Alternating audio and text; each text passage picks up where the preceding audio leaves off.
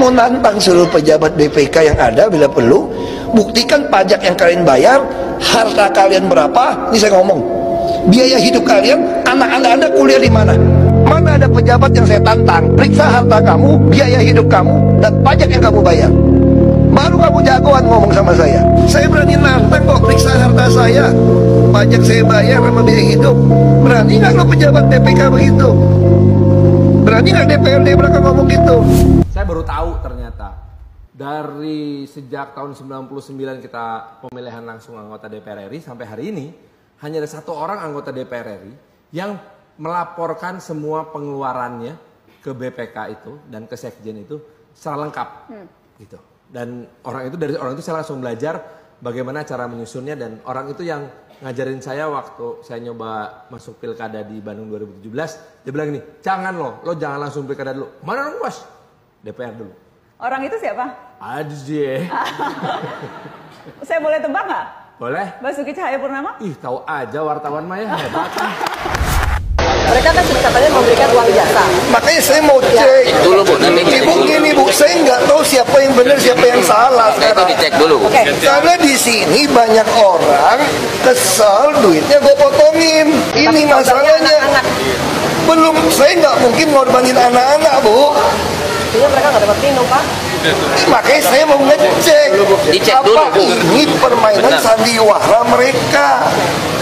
Jadi gini dong nggak Bu, waktu saya bilang, ini nggak boleh boros ya, makan minum masih hemat ya, hemat kan berarti masih ada.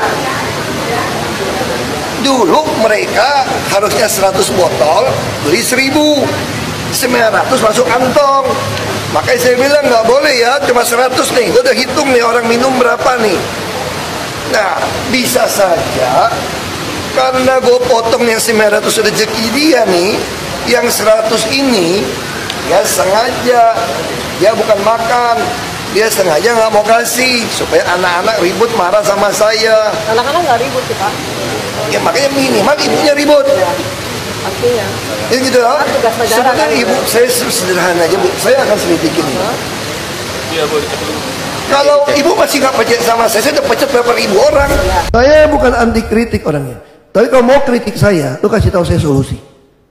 Saya selalu katakan, kalau bodoh tuh nurut, kalau pintar ngajar. Jadi jangan jadi manusia, udah bodoh kagak mau nurut, pintar kagak mau ngajar, kurang ngajar gue bilang. Saya juga lakirin jadwalnya Pak. Iya makanya ibu udah lapor, kami akan pelajari. Ibu maunya apa? Enggak, masih mau tanya, ibu mau saya apa sekarang? Kasih tahu saya. Saya cuma bertanya. Anda lapor, saya bilang lagi mau teliti. Saya cuma bertanya Pak, Paskibraka itu sebenarnya hajatannya siapa? Jadi kalau nggak usah nyindir-nyindir. Semua orang tahu Paskibraka penting. Anak ibu top, bisa terpilih. Semua orang tahu top.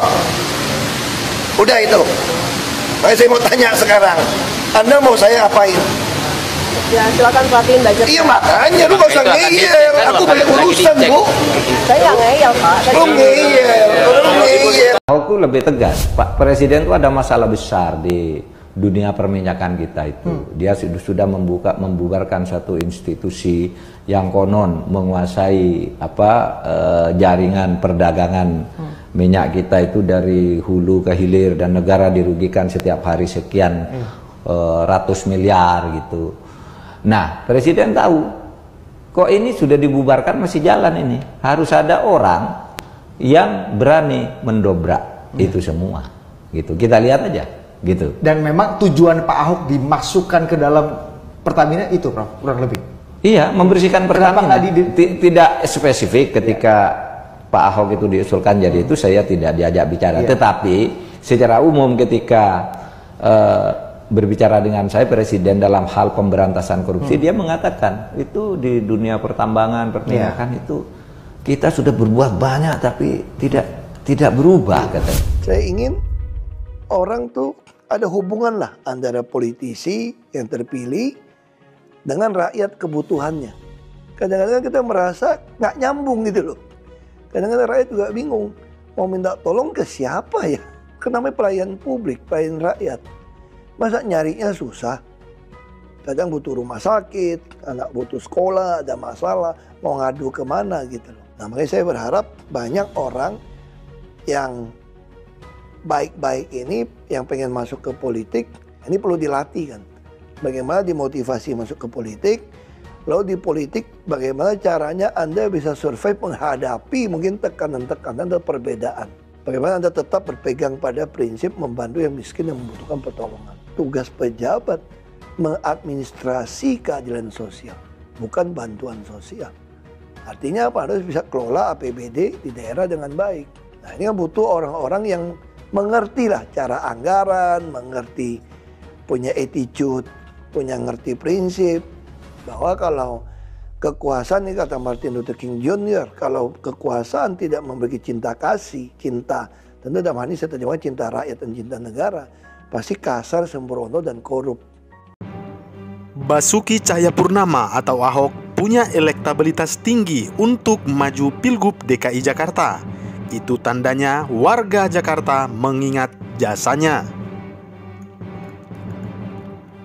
Adalah Ketua Fraksi PDIP DPRD DKI Jakarta, Gembong Warsono, menyebutkan bahwa ex-gubernur DKI Jakarta Basuki Cahayapurnama atau Ahok yang masih memiliki elektabilitas tinggi untuk maju dalam Pilkada DKI Jakarta 2024. Gembong juga menyebut hal ini menjadi bukti bahwa warga masih mengingat jasa-jasa Basuki Cahayapurnama atau Ahok selama menjadi kepala daerah.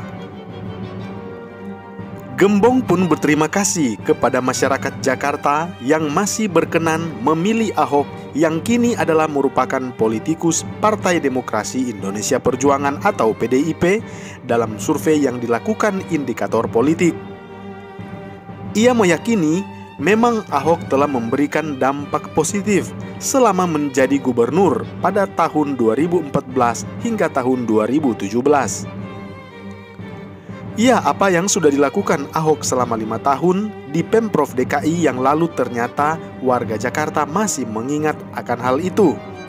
Itu artinya memori warga Jakarta atas kinerja yang telah dilakukan Ahok selama memimpin Jakarta ternyata masih dikenang warga.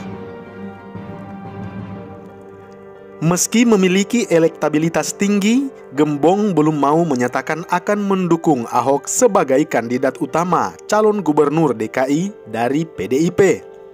Itu karena penentuan nama ini masih harus dibahas lebih jauh. Nanti kita kan ada mekanisme penjaringan dan penyaringan bakal calon. Apakah nanti Pak Basuki atau Ahok masuk bursa dalam penjaringan itu kan belum tahu, karena mekanisme belum dibuka. Selain itu, ia juga menyebut pihaknya akan lebih dulu fokus menghadapi Pilpres dan Pileg 2024. Memang secara jadwal, pilkada serentak akan digelar setelahnya. Sebelumnya, Lembaga Survei Indikator Politik Indonesia merilis temuan hasil survei terkait Cagup DKI Jakarta 2024. Dan hasilnya, nama Basuki Cahayapurnama atau Ahok menjadi top of mind di kalangan pemilih ibu kota Jakarta. Direktur Eksekutif Indikator Politik Indonesia, Burhanuddin Muhtadi menjelaskan mayoritas responden sebanyak 12,6% secara spontan menjawab nama Basuki Cahayapurnama atau Ahok ketika ditanya siapa Cagup DKI 2024 pilihan mereka. Jadi kan kita nggak ngasih pilihan jawaban apapun, siapa calon gubernur menurut preferensi warga DKI Jakarta. Namun itu ada sekitar 12,6% yang secara spontanitas menyebutkan bahwa mereka memilih Basuki Cahayapurnama atau Ahok. Selain menyebutkan nama Basuki Cahayapurnama atau Ahok, ada sebanyak 7,4% responden menyebut bahwa Ridwan Kamil. Kemudian 6,2% menyebut Sandiaga Uno, lalu 6% menyebut Anies Baswedan, dan 4,4% menyebut pejabat Gubernur DKI Jakarta Heru Budi Hartono. Kemudian ada nama AHY yang menjawab 3,7%. Kemudian disusul Ahmad Saroni 3,5%. Lalu disusul Gibran Rakabuming Raka 3,1% dan Ahmad Riza Patria 2,2%. Menurut kalian, apakah Basuki Cahayapurnama atau Ahok masih layak untuk memimpin Provinsi DKI Jakarta di periode 2024-2029? Silakan tulis di kolom komentar.